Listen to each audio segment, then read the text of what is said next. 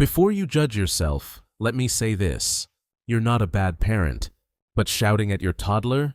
It might be activating the very part of their brain that makes everything spiral out of control.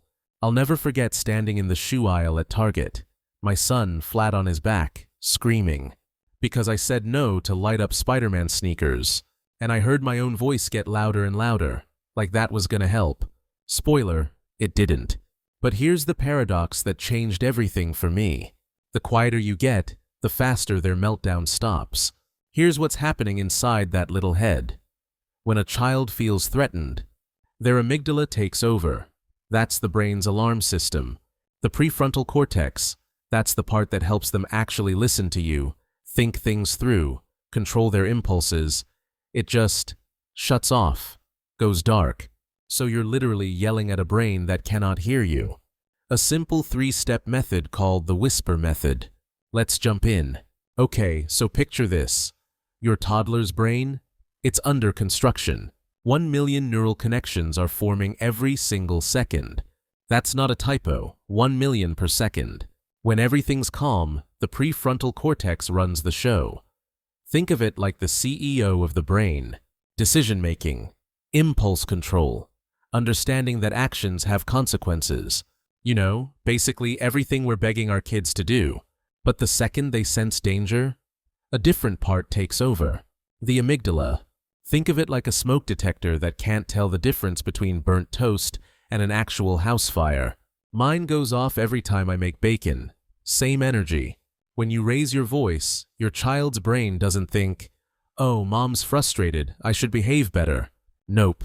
It thinks, "I'm in danger, survival mode, now." So that thing where they seem to get worse when you yell louder, that's not defiance. That's biology. Stay with me, because once you understand this, the whisper method will make complete sense. Alright, here's where most of us, myself included, get it completely wrong. We see a tantrum and we think, how do I stop this behavior? We bargain, we threaten, we do the whole, "I'm counting to 3" thing, which has a 100% success rate exactly once. After that, they call your bluff every time. But here's what I wish someone had told me years ago. Behavior is communication. Your toddler isn't giving you a hard time. They're having a hard time. That meltdown in the cereal aisle? Not manipulation. It's a tiny human whose whole nervous system is on fire, and they don't have the wiring yet to put it out themselves. That's not their job. It's yours. I still remember standing at a birthday party, my daughter's screaming because some kid grabbed her balloon. And what did I do? I knelt down and gave her a calm, rational lecture about sharing, in front of all the other parents, who were definitely judging me. I thought I was nailing it. I was not nailing it. She screamed louder. I turned red. Great moment for everyone. What I didn't realize then was that her brain was flooded. Cortisol everywhere. She couldn't hear my very reasonable explanation about balloon sharing because her survival brain had taken the wheel. And this is the part that took me way too long to figure out. You can't discipline a dysregulated kid. It doesn't work. Regulation first. Then you can talk about behavior. Always. Okay, so the first step of the whisper method sounds almost too simple. But trust me, it works. Lower your volume, way down. Yeah, I know. Whispering when your kid's screaming bloody murder feels dumb. Like almost embarrassingly soft. But stick with me. Here's the science. When you drop your voice, something interesting happens. Your child has to pause to hear you. Their attention shifts. And that tiny pause, it interrupts the escalation loop. See, loud voices signal danger. The brain goes, match that energy, fight or flight. But a calm, quiet voice? It signals safety. It tells the nervous system, we're okay. You can come down now. Think about it. Have you ever noticed how teachers in quiet classrooms get more attention than ones who yell? Same principle. Now, I'm not saying whisper when they're about to run into traffic. Use your judgment. But for tantrums, meltdowns, power struggles over putting on shoes, quieter wins. Okay, but here's the thing. Whispering by itself? Not gonna cut it. There's a second piece most people skip. And honestly, It matters more than the volume part. Step 2. Get down to their eye level and say one sentence. That's it. 1. Here's why this matters. When you're towering over a small child, you look like a giant, a threat. Even if your words are kind, your position says, I have power over you. But when you crouch down, kneel, sit on the floor with them, you become safe, approachable. Your body language says, I'm with you, not against you.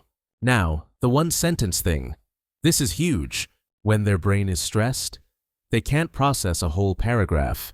They can barely handle a sentence. So all that stuff we say, you need to stop because we talked about this, and you know the rules, and if you keep going, we're leaving. Yeah, none of that lands. It's just noise piling onto an already overloaded system. Instead, one short sentence. I'm here. You're safe. I see you're upset. That's it. Let it land. Give their brains something it can actually hold on to. I know. It feels like you should be doing more, saying more, fixing more. But trust me, less is more here.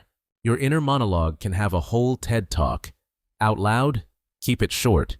Now for the empowering part. The final step creates connection, not just compliance. The third step is where the magic really happens. Instead of naming the rule they broke, name the feeling they're having. You're angry because your tower fell down. You're sad because we had to leave the park. You're frustrated because the zipper won't work. Researchers have a name for this. They call it serve and return. Fancy term, but the idea's simple. You see their emotion, you reflect it back, and something powerful happens. They feel seen. I tried this with my daughter last week. She was furious because her crayon broke, and my first instinct was, it's just a crayon. We have 50 more. But instead, I said, you're really mad that broke, huh? And she just stopped, looked at me, nodded. The storm passed in like 30 seconds. I'm telling you, it's almost weird how well this works. Because honestly, half the time a tantrum escalates not because of the original problem, but because the child feels alone in their big feelings, unheard, invisible. When you name their emotion, you're saying, I get it. I see what's happening inside you. You're not alone in this. And here's what's wild. Studies show that just naming an emotion actually helps calm the amygdala. It's like putting a label on the chaos makes it less chaotic. So the full sequence looks like this.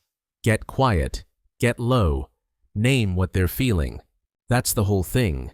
Let me leave you with this. You don't have to be a perfect parent. You just have to be a present one. And sometimes presence means getting quiet when everything in you wants to get loud. The whisper method isn't about being passive. It's not about letting your kid walk all over you. It's about understanding that their brain is under construction, and you're the architect of their emotional safety.